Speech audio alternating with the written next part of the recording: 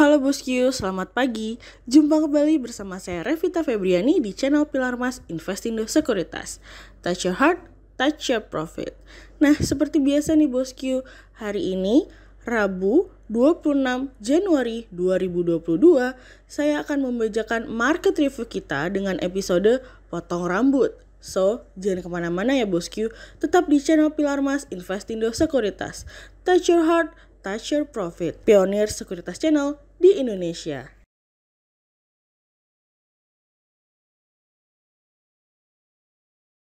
Mari kita mulai pagi ini dari Global Economics Calendar. Yang pertama, ada dari USFHFA House Price Index tidak berubah di 1,1% dari Bloomberg.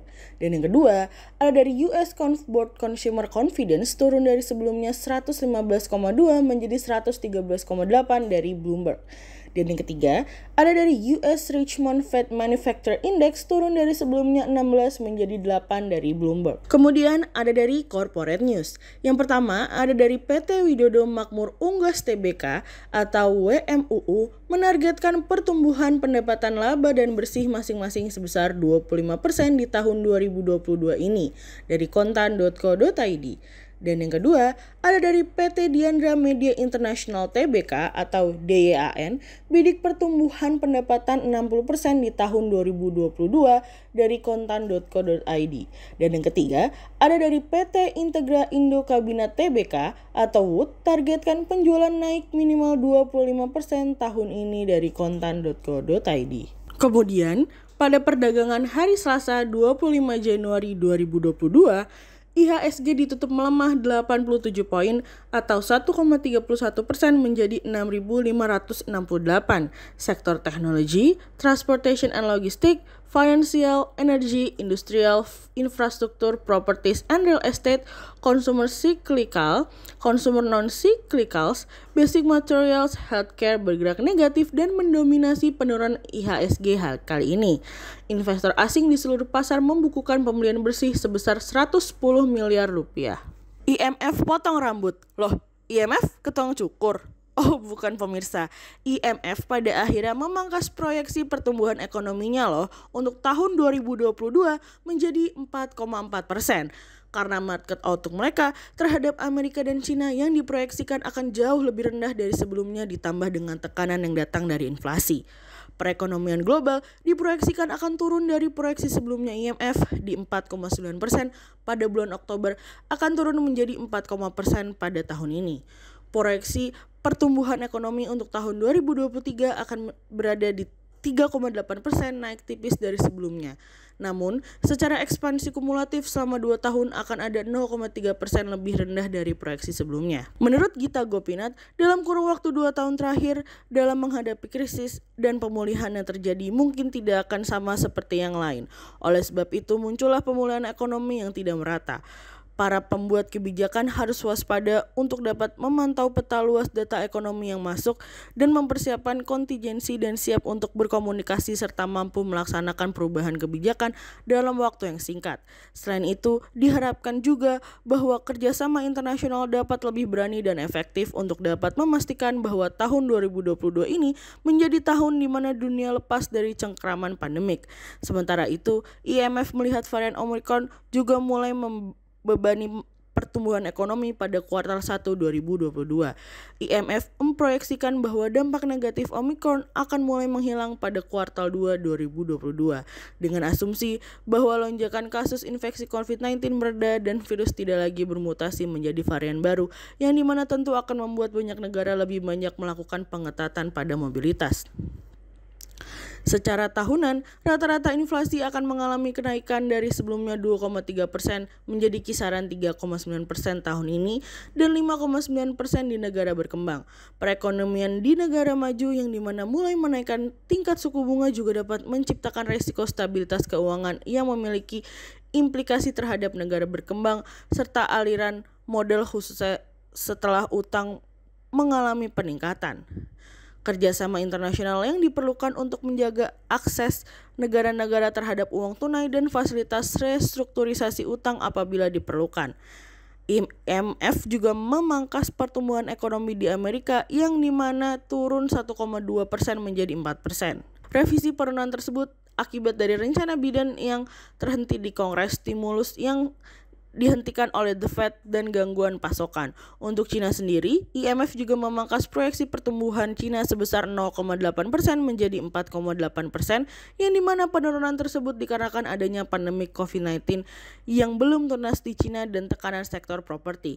Namun, hal yang berbeda diperlihatkan oleh India, di mana India akan mendapatkan pertumbuhan ekonomi yang paling tercepat di antara ekonomi utama karena naik dari 8,% menjadi 9% karena meningkatnya pertumbuhan kredit. Kekhawatiran baru masih muncul seputar dengan varian baru yang mungkin akan siap untuk bermutasi sewaktu-waktu.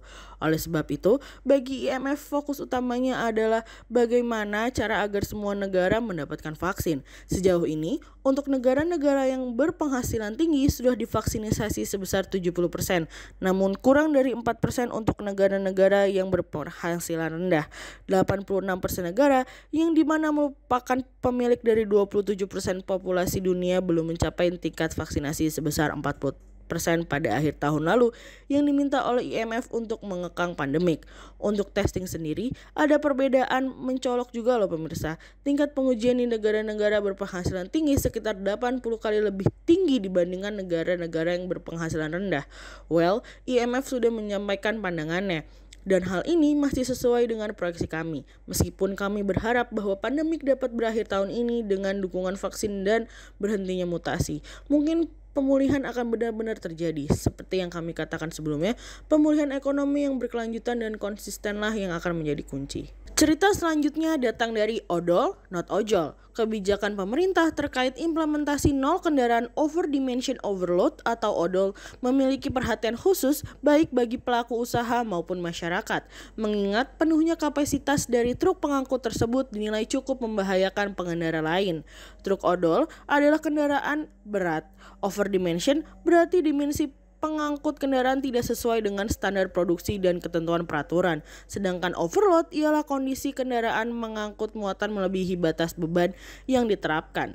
Kementerian Perhubungan menetapkan kebijakan zero odol pada Februari 2022. Wakil Ketua Umum Bidang Kebijakan Publik Gabungan Pengusaha Makanan dan Minuman, Rahmat Hidayat menyampaikan bahwa pelaku usaha belum memperhitungkan dampak pandemi COVID-19 ketika aturan ini dibuat.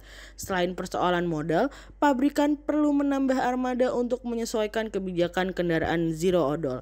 Artinya, pabrikan makanan dan minuman perlu menambah supir dan kernet kendaraan niaga. Berdasarkan perhitungan, seorang tenaga kerja bisa mendapatkan surat izin mengemudi kendaraan niaga selama 2 tahun secara organik. Oleh karena itu, ia meminta pemerintah mempertimbangkan dampak COVID-19 terkait kebijakan zero odol. Kementerian Perhubungan melalui Direktorat Jenderal Perhubungan Darat pada November 2021 melakukan normalisasi terhadap 1.156 unit kendaraan odol di Jawa Timur. Pemerintah menyatakan terus berusaha melakukan penegakan hukum yang optimal, khususnya terhadap mobil barang atas pelanggaran dimensi dan muatan lebih. Apalagi, kerusakan jalan akibat truk odol memicu peningkatan anggaran pemeliharaan jalan nasional, tol, dan provinsi. Mengacu pada data dari Kementerian Perhubungan, alokasinya rata-rata untuk perbaikan jalan per tahun sebesar 43,45 triliun rupiah. Truk odol juga dinilai membuat infrastruktur lainnya rusak seperti jembatan dan kapal. Menurut data Korlantas Polri, angka kecelakaan lalu lintas akibat truk odol juga menduduki peringkat keempat dari 11 jenis pelanggaran. Berdasarkan analisa teknikal, kami melihat saat ini IHSG memiliki peluang bergerak menguat terbatas dan ditradingkan pada 6.529 hingga 6.635. Potensi koreksi akan kerap terjadi dan pelaku pasar dan investor akan terlihat wait and see. Hari ini menjelang keputusan The Fed yang dimana apabila The Fed optimis untuk menaikkan tingkat suku bunga pada bulan Maret mendatang, ada kemungkinan koreksi akan kembali terjadi. Berikut Stockwatch pilar emas untuk hari ini. Yang pertama ada dari ICBP, yang kedua ada dari Cepin, dan yang ketiga ada dari Adro. Berikut 2 saham pilihan dari pilar emas. Yang pertama ada dari PT Widodo Makmur Unggas Tbk atau WMUU menargetkan pertumbuhan pendapatan dan laba bersih masing-masing sebesar 25% di tahun 2022. Sehingga berdasarkan technical analisa, pada tren dalam jangka waktu short term berpotensi untuk bearish dengan target 125 dan probabilitas sebesar 48%. Pada tren dalam jangka waktu long term berpotensi untuk bearish dengan target 120 dan probabilitas sebesar 41%. Yang kedua ada dari Wood atau PT Integra Indo Kabinet Tbk targetkan penjualan naik minimal 25% tahun ini. Sehingga berdasarkan technical analisa pada tren dalam jangka waktu short term berpotensi untuk bullish dengan target 880 dan probabilitas sebesar 57%. Dan pada tren dalam jangka waktu long term berpotensi untuk bullish dengan target 1100 dan probabilitas sebesar 52%. Berikut 40 saham pilihan dari Pilar Mas.